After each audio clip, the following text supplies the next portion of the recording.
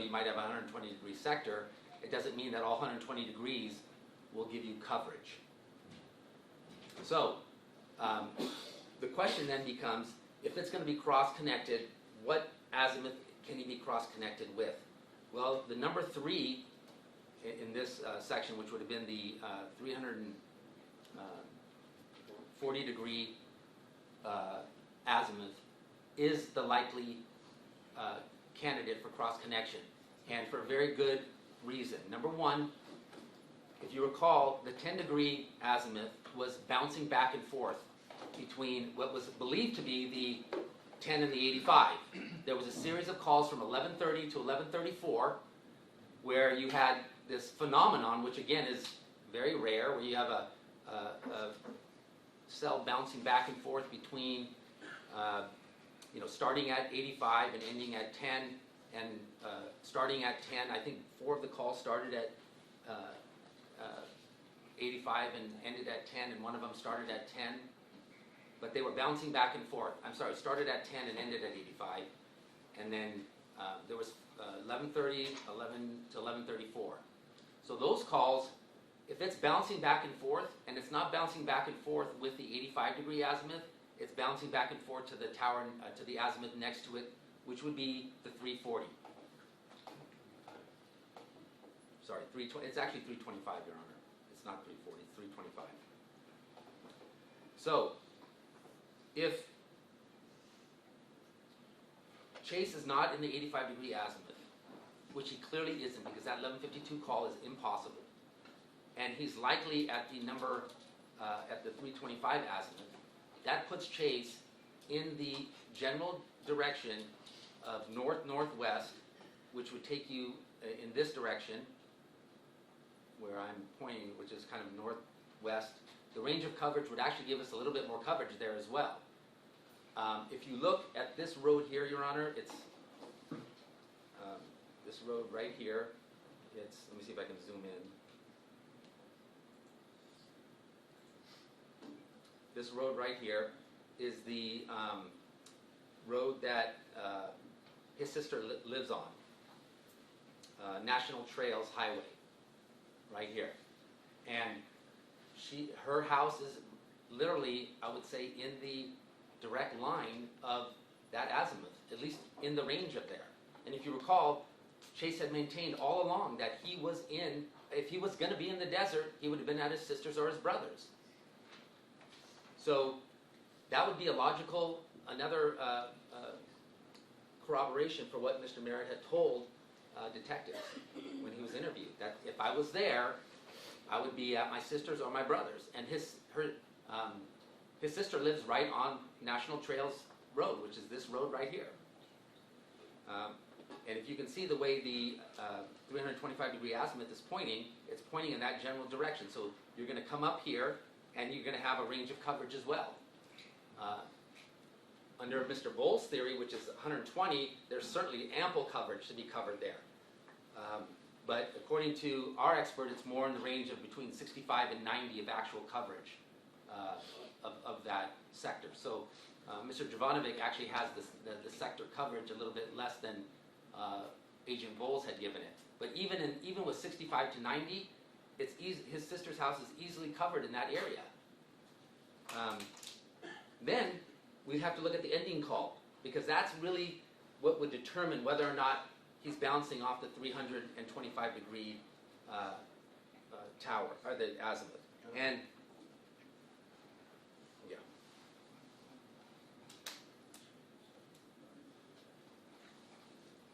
Oh yeah. Before I move away from that, Your Honor, if you see these circles here, which are the represents 2 towers that were on the call data records for the FBI. Okay, these 2 here that are circled, they don't exist.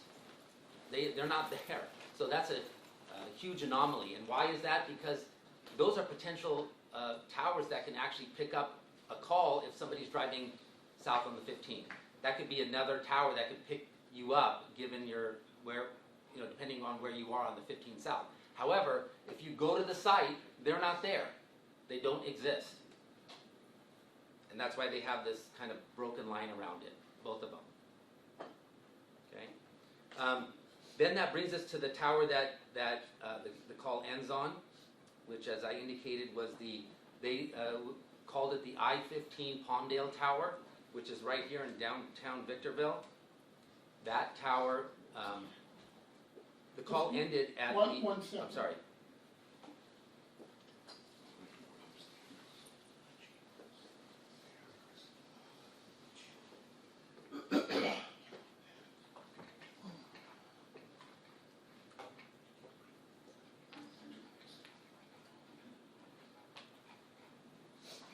Okay, go ahead. So the ending call, Your Honor, was on the I-15 Palmdale Tower. Ended at Mr. Moline, yes. a lot of this was covered by Mr. McGee in his cross-examination. A lot of it was covered in his closing argument. There was an extensive discussion of the beginning and ending of the calls and the reasons for that. not the direction, Your Honor. That's really the key. There was the 10 degree and the 85 degree and the 170 degree going south towards the Victorville Tower. Correct. And picking it up on the Victorville Tower. Correct. But this is really the key of the direction of the ending call here. Because if you listen to Mr. Merritt's statement, which was if he was in the desert, he would have been at his sisters or brothers. The ending tower, which is here, which he hits on 330 degree azimuth, that again is going northwest. Okay, and that was not testified to in trial, and that's significant because again, it points directly at his sister's house. So if he ended there, you have the real possibility that Mr. Merritt could have made the 1152 call from the area of his sister's house, and not on the other side, which was conceded to essentially by the defense during trial.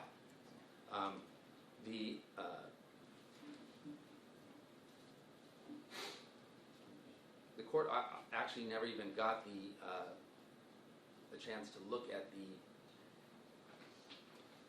what it looks like in terms of if you're actually at the tower, because that's pretty significant.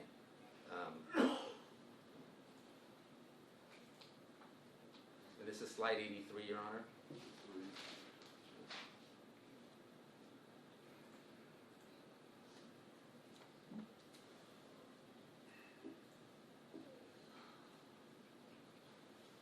So,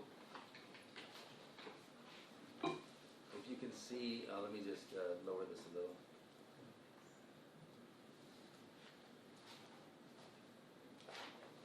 So here you have the quartzite tower up on this hill. And then you have the actual tower.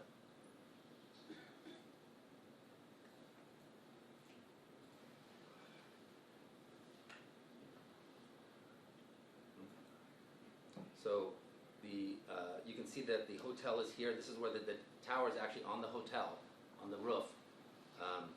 And if you see this, you have perfect line of sight. There's no geography in front of it or anything that would prevent coverage from the quartzite tower. And if you recall, Agent Bowles did testify that the quartzite tower does have extended coverage because of its location and so forth. And if you look at the area where his sister would live, again, you have direct, not only line of sight, but you have nothing that would block picking up the call from his sister's house.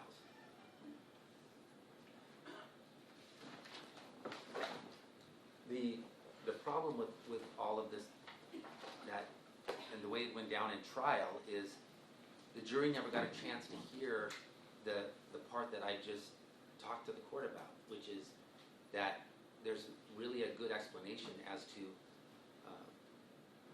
Mr. Merritt hitting those towers, and the explanation is consistent with what he told detectives all along. There was just no way to explain the 1152 call.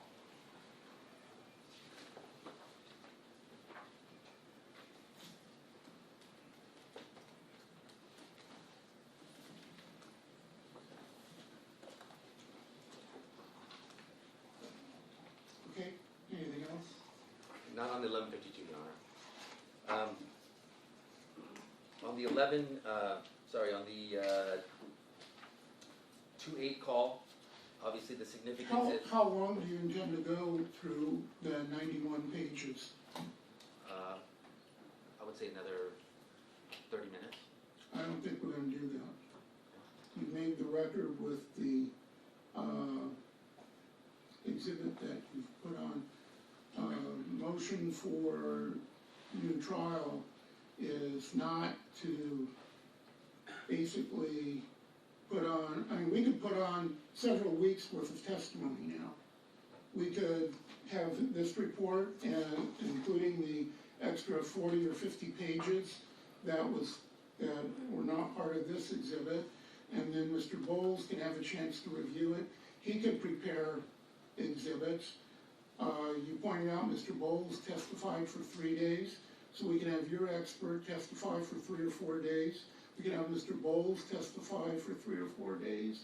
We could put on additional evidence. That's not the purpose of a motion for new trial, either on the grounds of ineffective assistance of counsel or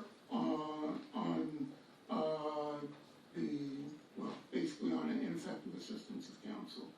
Well, I'll leave, I mean, that's up to the court, obviously, but also insufficiency of the evidence, because if you take that out of the, and I believe the court can reweigh the evidence, the court can look at these issues, and one of the jobs that the court does at this stage of the game is determine sufficiency of the evidence.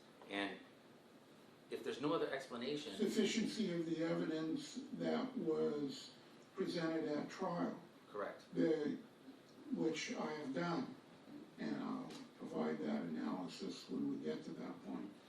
But sufficiency of the evidence of other evidence that might have been presented is a different issue. That's going to the issue of ineffective assistance of counsel.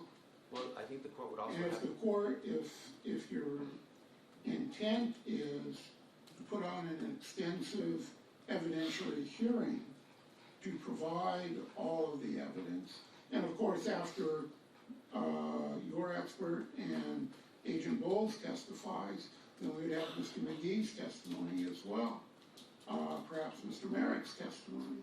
So it'd be an extensive evidentiary hearing that would probably take more than a week. As I say, the motion for a new trial, even on the grounds of ineffective assistance of counsel, is not designed for that type of a motion.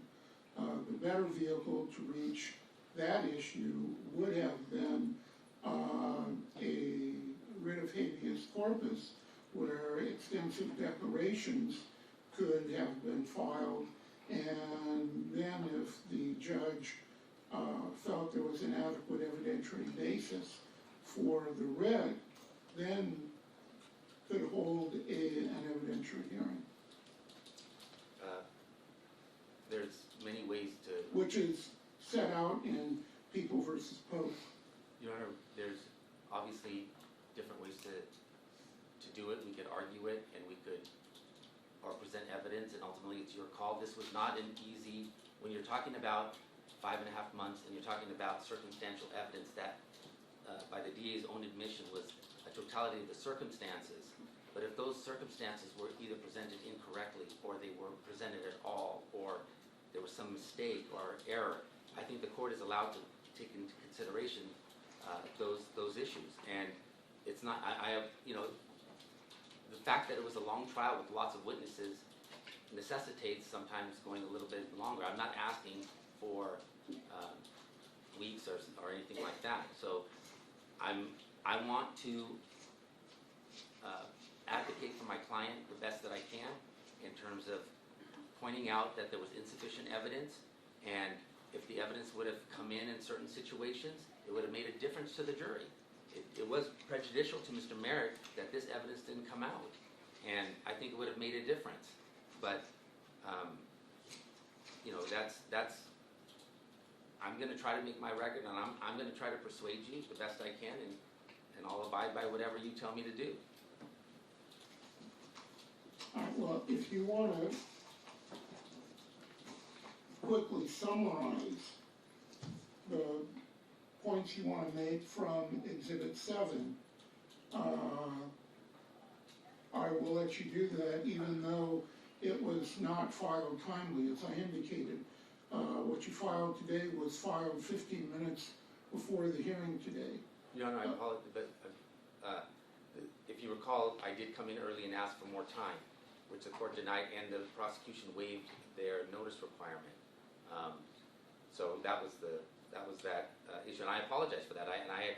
It wasn't like I sprung it on you. I told you that that was the situation I was in, given the fact that Mr. McGee declared a conflict, he got off the case, so it is Well, what it is. as I say, you still have had 7 months since the verdicts in the case, and this is all information that you and Mr. Merritt had.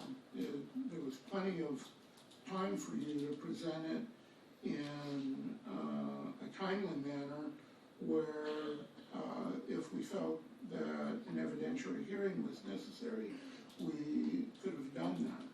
Well, I tried to obviously do things in a timely manner. I tried to do it, we had quite frankly, Mr. McGee and I had a plan to get this thing done in a different way, and it would have been done much sooner, but that changed, so I had to adjust. And I explained to the court at the time the adjustments that I would have to make. And I can tell you that I did the best that I can. Well, Mr. McGee made it clear very early on that due to these allegations that Mr. Merritt was making, that he felt he could not continue. So it was clear from very early on that Mr. McGee would not be continuing.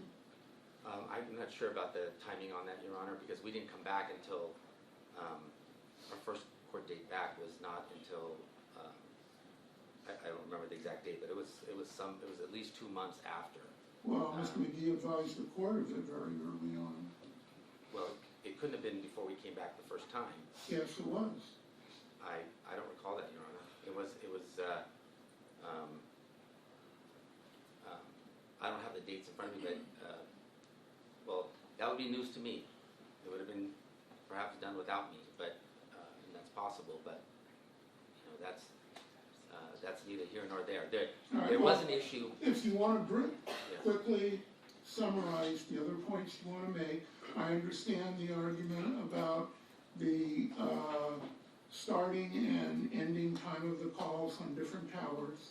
I understand the argument of multiple frequencies for the same sector, and some of the azimuths have the same frequency and some have different frequencies. So I understand that that was discussed during the course of the trial, and I reviewed that testimony. That was reviewed, Your Honor, but in the context of a cross connection, which is what apparently happened here. That was never discussed because it wasn't known at the time. There was no way for anyone to know at that time, except, of course, perhaps the FBI who would have had those records that kind of shed some light on this issue. But in any case, going on to the February 8th call, just briefly, because I've already touched on that, again, you have a situation where Mr. Merritt's clearly traveling from west to east on the 91, and if you go to, starting at slide 58, because that one was addressed first.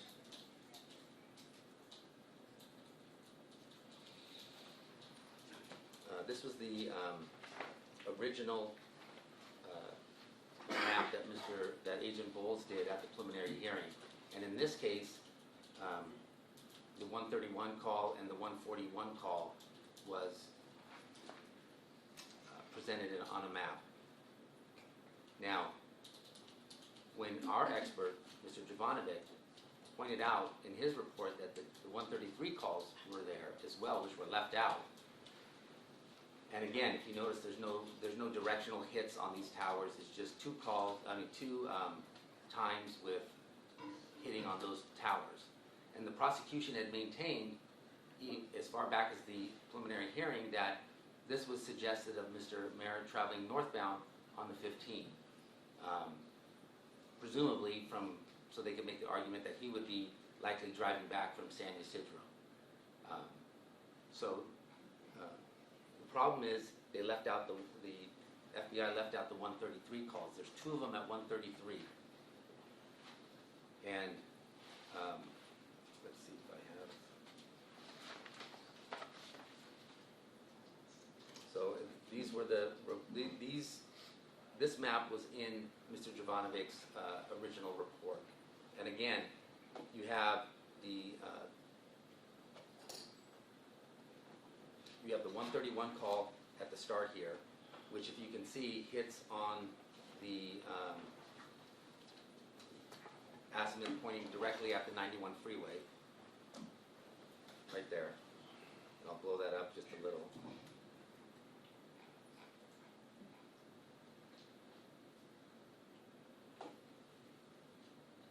So it's right here. So, since direction was never brought up, the prosecution argued that Mr. Merritt hit north of the 91, near the 15, and then hit at 141 due north on the 15th. So, of course, that's kind of an accurate statement, but it's misleading because the tower he hits north of the 91, the azimuth is pointing right at the 91 freeway. And it's 5.5 miles away from the 15 freeway. So you have a situation where that surely looks like he's on the 91, but then you have this, the 2 133 calls, which hit due north at 0. Okay? And that was left off of the original presentation of the FBI. And also, although added to the slide, was not argued directional as to how that call hit. So the prosecution maintained the argument that Chase hit north of the 91, near the 15, and then at 141 hit was definitely going north on the 15. So that's the argument the prosecution maintained the entire time. So hitting due north obviously is impossible. So then you have another situation, because he can't be traveling here on the 91 and then somehow end up here. That's an impossibility again. The likely situation is that he hits on this azimuth here, which is probably at 100, 105, right here. And that's again, and that provides for a nice orderly drive on the 91, which is what our expert would have testified to, and that's what this map shows, traveling from west to east on the 91, and then of course heading north, and at 141 he hits on this tower up here. That makes perfect sense, because if you recall, Mr. Merritt had indicated on the 8th he was at Metro Sheet Metal in the morning. He didn't testify, but Carmen Garcia testified that Mr. Merritt was at Metro Sheet Metal in mid-morning. Was her answer to that when the court inquired of her when in the morning, and she indicated it was mid-morning. So that's consistent with him coming from somewhere in the LA basin.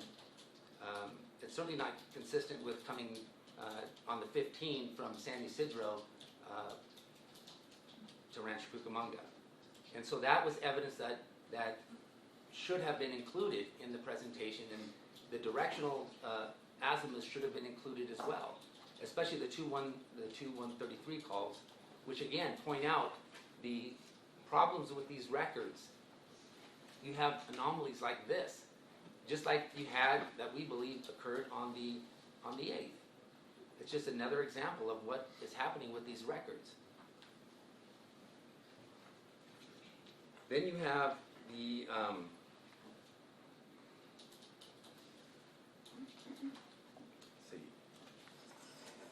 the call on the 4th. This was what they referred to as the flyer call. That was the term that was used because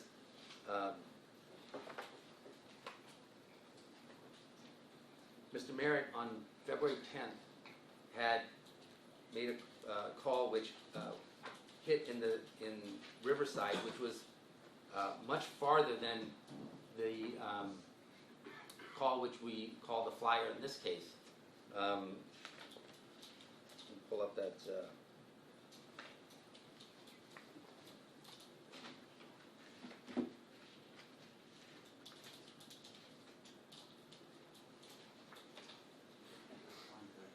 113. Slide 113, Your Honor.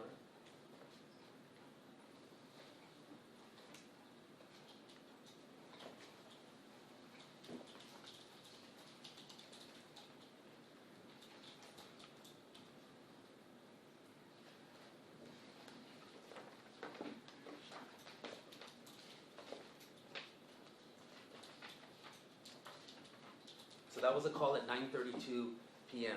Again, a call that the prosecution took advantage of arguing that, what is Mr. Merritt? What is he doing? Where is he going at 9:32? And they made the assertion that he was somehow connected to the I-15, which would have been, there was no corroboration for that, but it was just in the arguments and the way it was presented with Agent Bowles that somehow he would have been on the 15 freeway at 9:32, and that's the way it was left. Now, Mr. McGee did hit on this issue in cross-examination. And if you recall, Agent Bowles did admit that that flyer was possible. Absolutely. Considering the fact that on February 10th, almost double the distance, he made a call from his home, and it went and it hit a tower that was almost double the distance. So That was the Lake Matthews Tower, right? correct. Right. It was actually farther than Lake Matthews. That's another issue. Yes.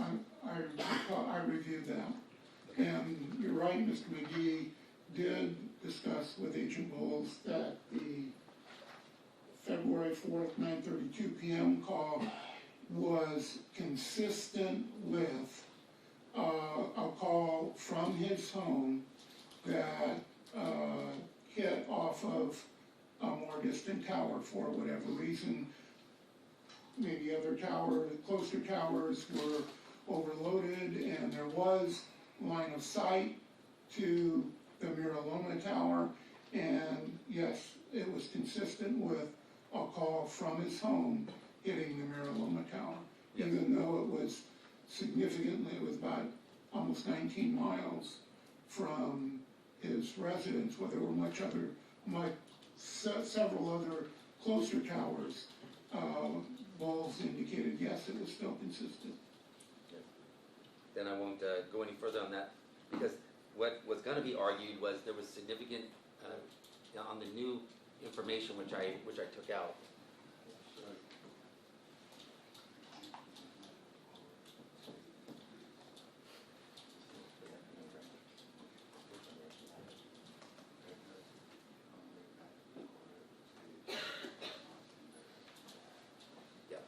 The court is correct.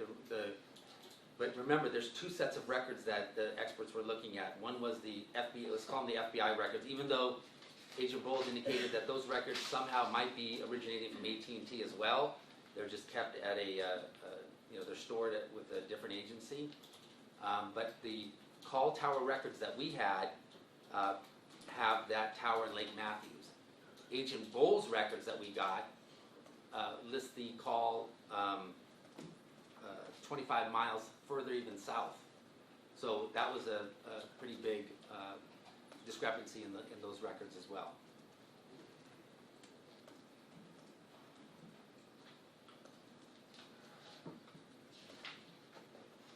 Okay, anything else?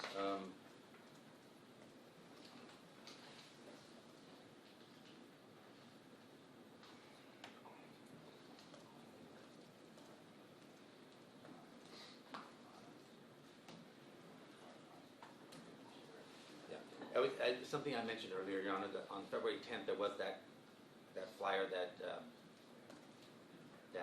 Agent Bowles testified about. So I'm Right, which corroborated the idea that there could be a call from the defendant's residence that is hitting distant towers some 19, 20 miles away. correct. So since we're on the 4th, I want to talk about the timeline of the 4th. you know, you spent over 2 hours. Well, I didn't argue the whole time, Your Honor, but Well, we spent over 2 hours on this issue, which yes.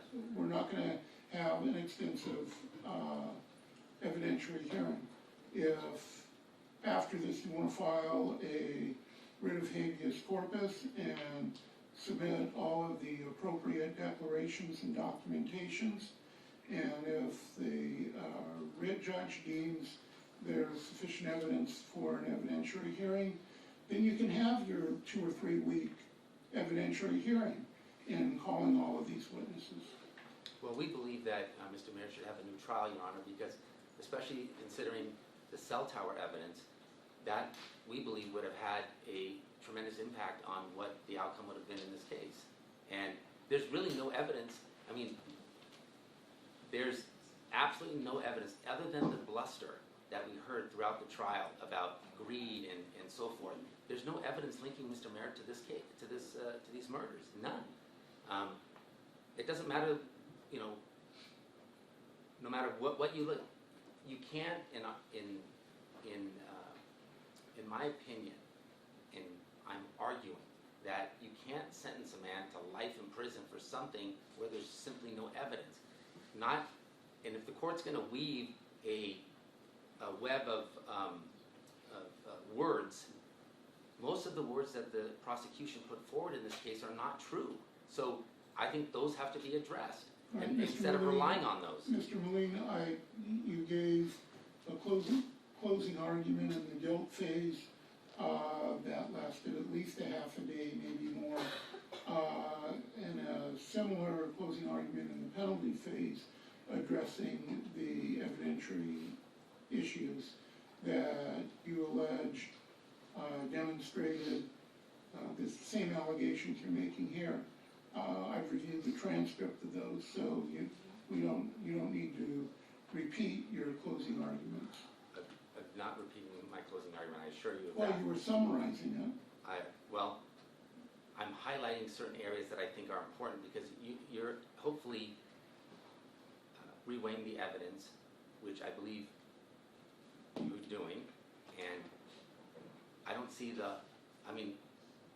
my job is to be an advocate for my client, and that's what I'm trying to do, point out the issues where I believe the court should be looking in terms of the evidence which show that Mr. Merritt could not have done this. I mean, that's my job, so I want to do that, and because I know the court's gonna basically give their own summary of the evidence, and I think that if I can point out issues to the court, that the court might be thinking something different about the evidence, I think that's important. And I would just like to have that opportunity because I think that if you look at it in the way that where certain critical evidence was either misrepresented by the prosecution or outright lied about, I think that the court should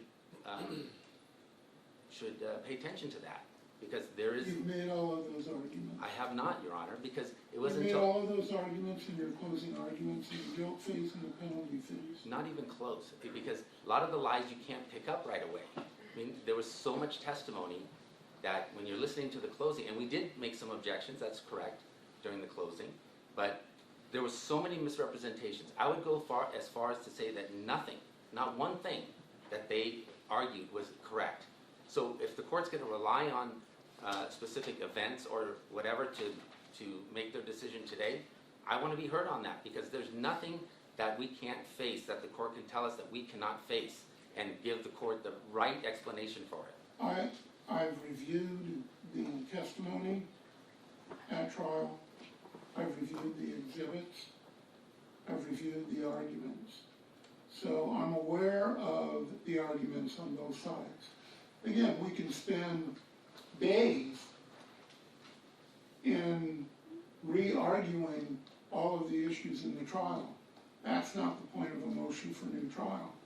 You should have filed a brief alleging what you believe are the insufficiencies of the evidence,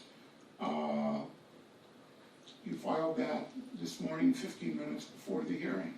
Your Honor, I'm sorry, I have to interject. Counsel is projecting something on the screen that is quite irrelevant and inflammatory. I'd ask to be taken down. Sure. So, you know, even though it was not timely filed, I still reviewed it. It covers most of the issues, pretty much all of the issues that were raised in previous arguments and previous motions. So I reviewed that, and I reviewed all the evidence on that. Well, then we should be on the same page, because there was no evidence that linked Mr. Merritt to this case, to these crimes. And if the court is see, my fear is that the court's going to say, this is how I view the evidence. But I know after being able to go back and study the record and see what the prosecution did and how they manipulated the evidence and their argument, I think that's important. And you may not have done that exercise. Maybe you did, or maybe you didn't. I don't know. But when you go back and you see what they argued and why it was not correct, and I think that's important. And they told these things to the jury, which were, you don't know it at the time that they're making it, because there was just too much material. And the few things that we were able to catch, we did object. And by the way, the court overruled a majority of it. There was one sustained objection during closing, even though they were arguing things that were completely not true. And so it was frustrating for us in that respect, when we know that the jury's hearing things that are not accurate. And so that's what I'm trying to do now, is say, hey, wait a minute, there's another way to look at, there's the correct way to look at the way the evidence was presented at trial instead of the way that they argued it. And I think the way they argued it had a big impact, as the case law indicates. There's huge emphasis on prosecutorial misconduct in the way a prosecutor argues. They're not allowed to argue false things. They're not allowed to argue. You argued all of that in your closing arguments. Well, the motion for new trial is a way. It's not the same thing as a closing argument, Your Honor. It's asking the court to look at the evidence again, reweigh it, especially in light of what And I told you I did that. I examined the transcripts, I examined the notes, I examined the exhibits in light of the arguments that were made in closing argument, in light of the defense evidence that was presented, in light of the cross-examination of the witnesses. So I'm aware of the arguments and allegations and position of the defense. I'm also aware of the arguments and allegations and the position of the prosecution. And I reviewed the evidence with that in mind. I understand. So I'm prepared to go on to another issue. Unless you're going to shut me down, then I'll stop. But otherwise, I would like to go on to another issue. All right, what's that? I wanted to point out to the court specific things that were actually said in closing that were incorrect and were misrepresentations to the jury, which I don't know if the court did that or not. Was that in your motion? It's in the slides. See, this is not a motion case where I can just put in words. I mean, their conduct was a pattern, and so it requires me to explain. It's not just something you can write in a motion, and that's why I chose to do it this way. Well, you raised the issue of prosecutorial misconduct and discovery issues numerous times during the trial. We discussed those, and the court ruled on them. So now you want to argue them again? Not the same. They're not the same arguments, Your Honor, because we don't know until you study the record afterward what they did and how they lied. At the time that you close, you don't have all that information necessarily. But it doesn't mean it didn't happen. And I don't know if you caught the same things we did. I don't know if you did. And it's my job to point that out, I feel. So that's what I want to do. And I think we have a right to do that. We have a right to have you consider that.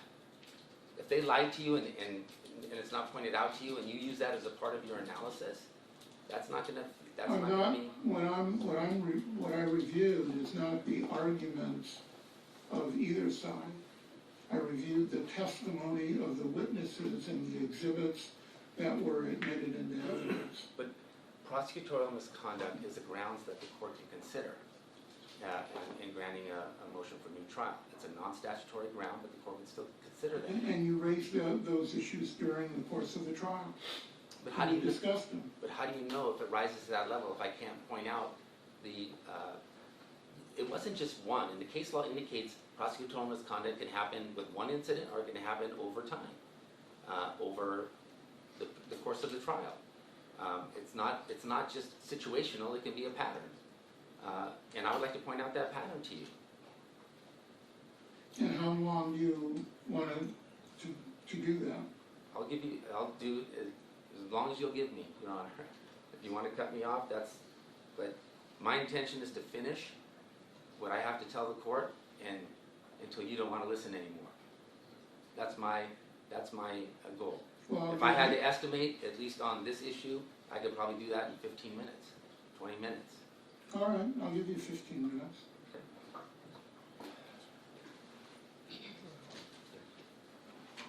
Your Honor? Can't talk. Okay, he wants to have a talk with me, Your Honor. I'm sorry? He wants to take a few minutes to talk with me, if that's okay. Sure, we'll take a 10-minute recess.